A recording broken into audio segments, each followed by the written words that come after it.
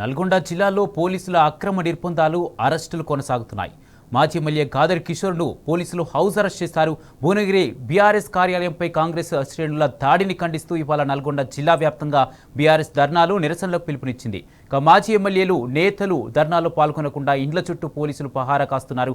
అటు భువనగిరి పట్టణంలోని అంబేద్కర్ చౌరస్తా వద్ద ముళ్ల కంచెలు బారికేడ్లు ఏర్పాటు చేశారు. పోలీసుల నిర్బంధంపై బీఆర్ఎస్ శ్రేణులు మండిపడుతున్నారు. ఇదే అంశంపై స్పందించేందుకు మనతో పాటు ఫోన్లైన్లో సిద్ధంగా ఉన్నారు మాజీ ఎమ్మెల్యే గాదర్ కిషోర్ కుమార్ గారు. కిషోర్ గారు నమస్తే అండి. నమస్తే అండి.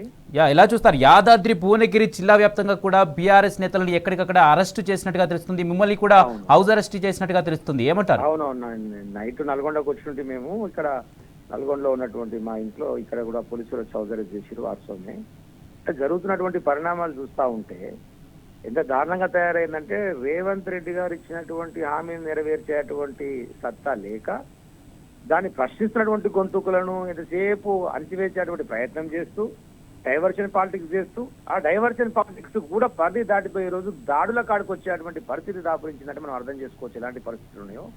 ప్రెస్ మీట్ పెట్టారు కాబట్టి మా నాయకులు అన్నారు కాబట్టి మేము బాజాప్తా వచ్చి పలగొట్టి ఇట్లా చేసినామని చెప్పేసి దరిద్రం ఏంటంటే పోలీస్ వెహికల్లో కూర్చొని వీడియో రిలీజ్ చేసిరు. ఎన్ఎస్యూఐ నాయకులు పోలీస్ వెహికల్లో కూర్చొని అంటే పోలీసు వాళ్ళు ఎమ్మడి పెట్టుకొని వచ్చి దాడి చేపించి మళ్ళీ వాళ్ళ వెహికల్ తీసుకుపోతూ వీడియో రిలీజ్ చేసినంటే ఇక ఉన్నటువంటి చట్టపరమైనటువంటి చర్యలు పరిస్థితి ఏంది, పోలీస్ యంత్రాంగం ఎంతగా కాంగ్రెస్ కార్యకర్తలాగా పనిచేస్తున్నటువంటి విషయం కళ్ళ ముందులా కనపడతా ఉన్నది. ఇట్లనే నిజంగా మాట్లాడితేనే దాడులు చేసే పరిస్థితి వస్తే అసలు మరి రేవంత్ రెడ్డి గారు మాట్లాడినటువంటి మాటలకు మరి ఆయన మీద ఎన్నిసార్లు దాడి చేయాలి, ఆయన కార్యాలయం మీద ఎన్నిసార్లు దాడి చేయాలి, అలా పార్టీ కార్యాలయం మీద ఎన్నిసార్లు దాడి చేయాలి, కానీ మనం ఎన్నడూ కూడా చేయలే. 10 సంవత్సరాల కాలంలో నిజంగా బీఆర్ఎస్ పార్టీ కార్యకర్తలు అనుకుంటే ఇలా ఒక్క కాంగ్రెస్ కార్యకర్త కూడా మిగలకపోతుంది వాస్తవానికి. కానీ మన ఉద్దేశం ఎప్పుడు కూడా ఉద్యమం చేసిన రోజు చేసినాం. తెచ్చుకున్నటువంటి తెలంగాణలో కేసీఆర్ గారు చాలా మంచి స్పష్టతతోని ఒక విజన్ తోని దీన్ని డెవలప్ చేసుకోవాలని చెప్పేసి ఏ లక్ష్యం కోసం అయితే పనిచేసిండో ఆ రోజు పనిచేసినటువంటి ఎమ్మెల్యేలు, ప్రజాప్రతినిధులు, కార్యకర్తలు అందరూ కూడా తెలంగాణ భవిష్యత్తు కోసం పనిచేసి బంగారు బాటలు వేయడం కోసం ప్రయత్నం చేసి తప్ప ఇలాంటి దాడులను ప్రోత్సహించలే. ఈవెన్ నా నియోజకవర్గం కూడా గతంలో ఫ్యాక్షన్ కొట్లాడుతుంటుండే వాటన్నింటినీ కూడా రూపమాపి అన్నింటినీ కలుపుకోలుగా తీసుకుపోయి ఎట్లా మనం డెవలప్మెంట్ చేసుకుని అభివృద్ధి మీద దృష్టి పెడదాం, కొట్లాటలు వద్దు అని చెప్పి మేము ముందుకు పోయేటువంటి ప్రయత్నం చేసినాం. కానీ ఈ రోజు 10 మంది కార్యకర్తలు నిజంగా ఉన్నటువంటి బీఆర్ఎస్ పార్టీ కార్యకర్తలు వాళ్ళందరూ ఎగబడితే వాడు ఎవరు బయటికి వెళ్ళే పరిస్థితి ఉండదు. అయినా కూడా మన వాళ్ళే సంయమనం పాటించి చూసి ఆడ ఎస్ఐ ఉన్నాడు, సిఐ ఉన్నాడు, వాళ్ళ ముందర వీడియోలో కనపడుతుంటే కూడా దాడులు చేస్తూ ఉంటే వాళ్ళ మీద చట్టపరమైన చర్యలు తీసుకోకుండా వీళ్ళు కూడా చూస్తూ ఉన్నారు. సిపి గారిని కూడా నేను కూడా రిక్వెస్ట్ చేస్తా ఉన్నా టీ న్యూస్ ద్వారా, వారు మంచి అడ్మినిస్ట్రేటర్ అని చెప్పేసి ఉన్నారు. మరి వాళ్ళ మీద ఏమాత్రం చర్యలు తీసుకుంటారు?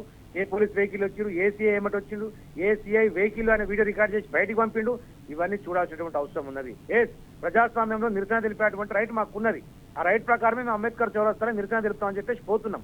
ఆ క్రమంలో అందరినీ ఎక్కడికక్కడ అరెస్ట్ చేసి నిర్బంధించి ఆ అంబేద్కర్ గారి చుట్టూ ముళ్ళ కంచెలేసి రాజ్యాంగం ద్వారా మాకు ఏదైతే అవకాశం వచ్చిందో, ఏ హక్కు అయితే వచ్చిందో ఆ రాజ్యాంగాన్ని ఇచ్చినటువంటి అంబేద్కర్ గారినే ఈ రోజు నిర్బంధించినటువంటి పరిస్థితి ముళ్ళ కంచెల ద్వారా కనపడతా ఉన్నది. ఇప్పటికైనా తస్మాత్ జాగ్రత్త. ఇలాంటి పరిస్థితులు కనుక పునరావృతం అయితే తెలంగాణ ప్రజలు కూడా తిరగబడతారు. తిరగబడి జరిగేటువంటి పరిణామాలు ఏవైతే ఉంటాయో దానికి రేవంత్ రెడ్డి గారి కాంగ్రెస్ పార్టీ వాళ్ళ బాధ్యత వహించాల్సి ఉంటుంది. అలాంటి పరిస్థితి రాని కూడా చూసుకోవాలి, శాంతి భద్రతను కంట్రోల్ చేసుకోవాలి. ఇప్పటికైనా సరే వాళ్ళ పీసీసీ అధ్యక్షుడైనా సరే మాట్లాడి గతంలో జరిగినటువంటి సంఘటనలు కానివ్వండి, ఇప్పుడు జరుగుతున్నటువంటి సంఘటనలు కానీ చూసి వాళ్ళ కార్యకర్తలు అదుపులో పెట్టుకోకపోతే తీవ్ర పరిణామాలు జరగక తప్పదనేటువంటి హెచ్చరిక కూడా మేము చేస్తా ఉన్నాం. Right. Thank you Gaddar Kishore గారు.